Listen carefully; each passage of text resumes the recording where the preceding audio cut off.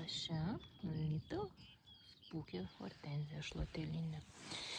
Ją irgi pirkau savo praeitais metais, gimtadienio proga, užsakinėjau online. Na ir irgi gavau. Irgi tokia krūmenė, kur tikrai labai norisi verkti.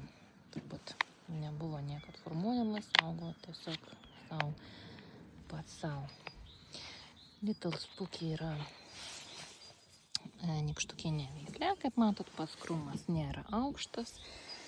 Apie iki 1,80 m užauga. Ir irgi yra iš tų nykštukinių veislių. Teoriškai, kai yra jau gražus suformuotas karkasas, reikia nukirpti tik tai viršūnėlės. Bet tai čia, matot, yra tiesiog ploni siūlai, kur niekam tiki. Tai, ką, pradėsim karkaso formavimą. Tai visų pirma reikia aplaisinti viduriuką. Aplaisinsim viduriuką. Visiškai tas vidurinės šakeles ir šitas mažas šoninės šakeles nugenėsim. Viduriukas visas iškeliauja. Taip. Čia šiek tiek pažeidžiu šitą dalį. Oi, kaip baisu, kaip baisu.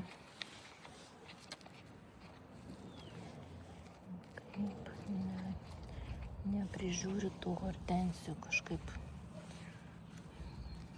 Kitur, kai pasižiūri, tikrai labai gražus krūmai. Turim, ką turim. Tai dabar bandom gelbėti situaciją. Tai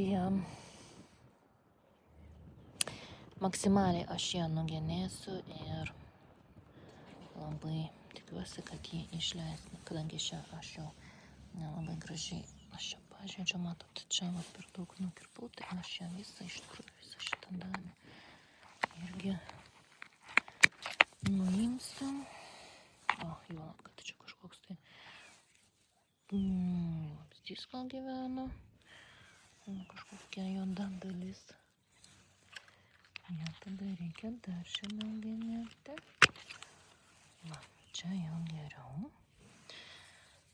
Taip.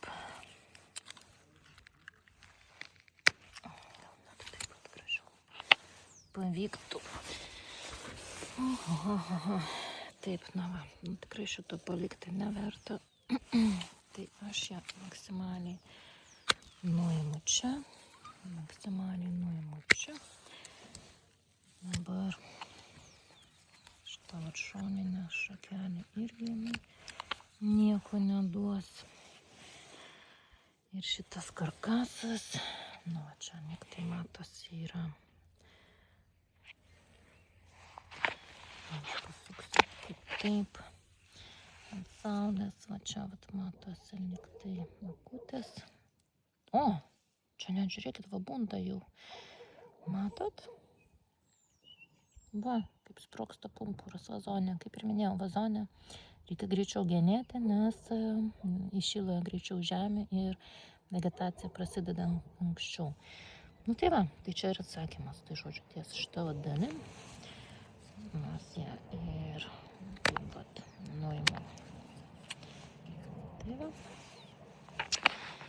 Tai bandom gelbėti situaciją su Little Spooky.